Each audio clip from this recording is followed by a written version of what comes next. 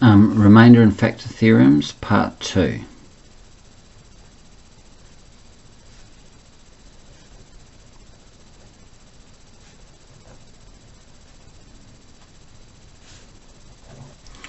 And let's look at another problem. So I've got x cubed minus 6x squared minus x plus 30, and I want to divide that by x plus 2. And I'm just going to use the division algorithm and see what happens. So I've got x cubed minus 6x squared minus x plus 30. And going through the routine, what times x makes x cubed? It's going to be x squared.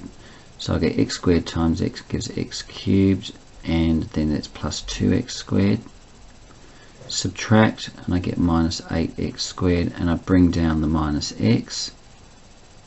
Minus 8x times x gives minus 8x squared, and then that's going to be minus 16x. Minus x minus minus 16x gives positive 15x, and I bring down the 30, so the positive 30, and then my last number here is going to be 15. So I get 15x plus 30. This time when I do the subtraction I get 0. So I've now got a remainder of 0. And I can say that x cubed minus 6x squared minus x plus 30 is equal to x plus 2 times x squared minus 8x plus 15.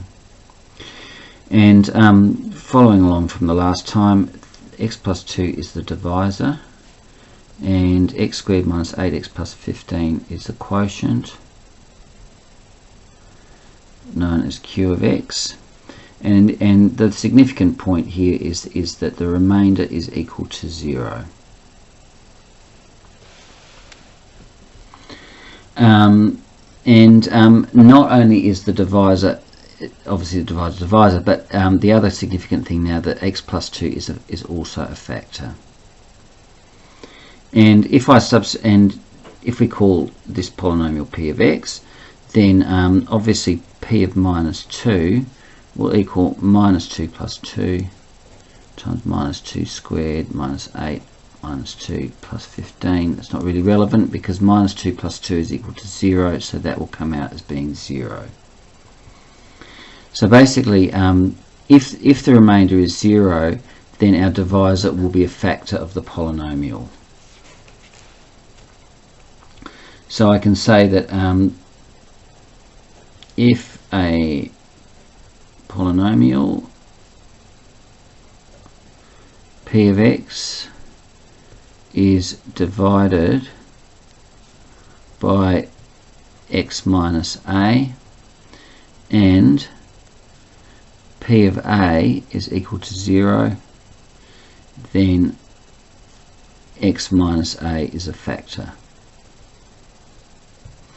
And so that basically gives us a second theorem, the factor theorem, and it's slightly better expressed in the notes, but you can read that. So what's the what could we do with that? Well, let's just look at a very simple problem around it. Again, where we don't have to worry about using the division algorithm and all that kind of thing. Just get this straight. And so, prove that x minus 3 is a factor of p of x is equal to x cubed minus 3x squared minus x plus 3.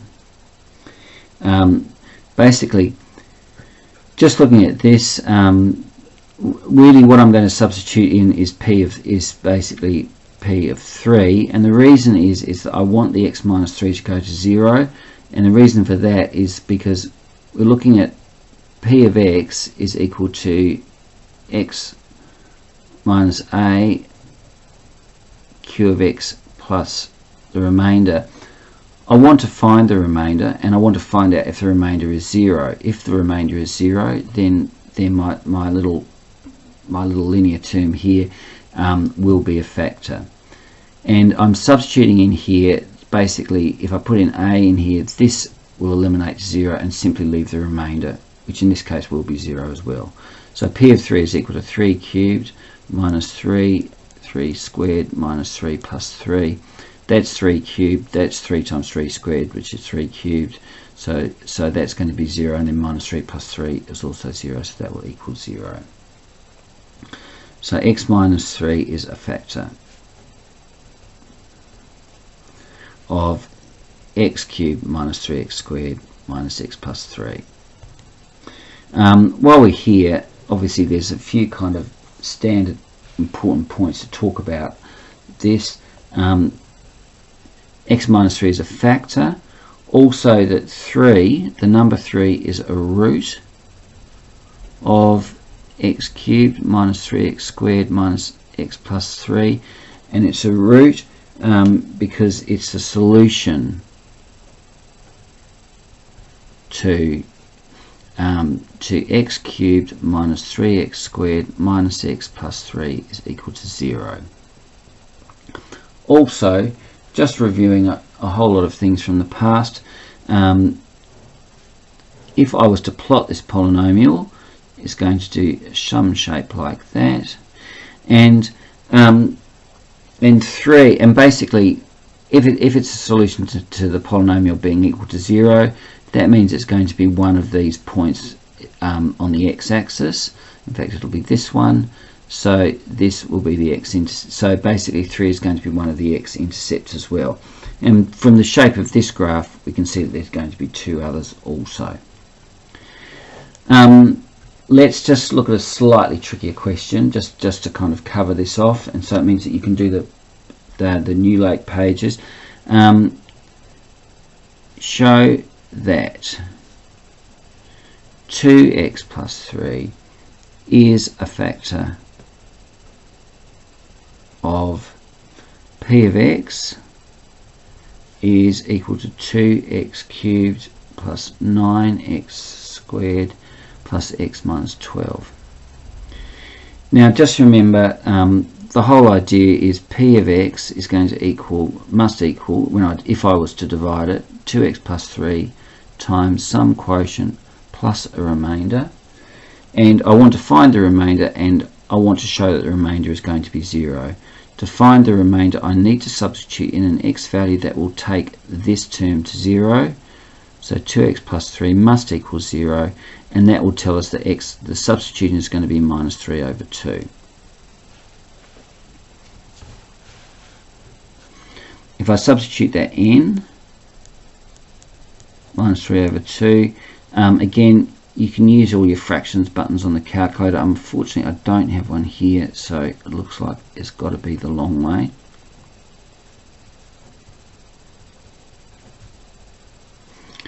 And that's going to be 2 to the power of 3 is 8, divided by 2 is going to give 4, minus 3 cubed is going to be minus 27, so that's minus 27 over 4 plus.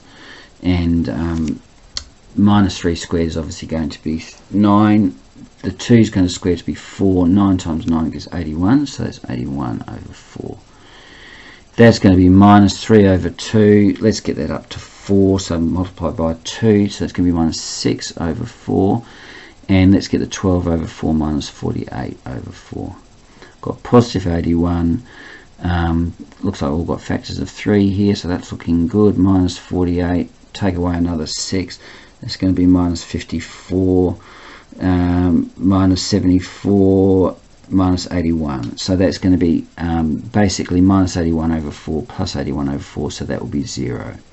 So 2x plus 3 is a factor of 2x cubed plus 9x squared plus x minus 12. So from these 2 videos you should be well set to do pages 13 and 14 of New Lake. And there's a few kind of K or sort of slightly more conceptual questions in there, and depending on how I feel, you might get a video of me doing some of those as well.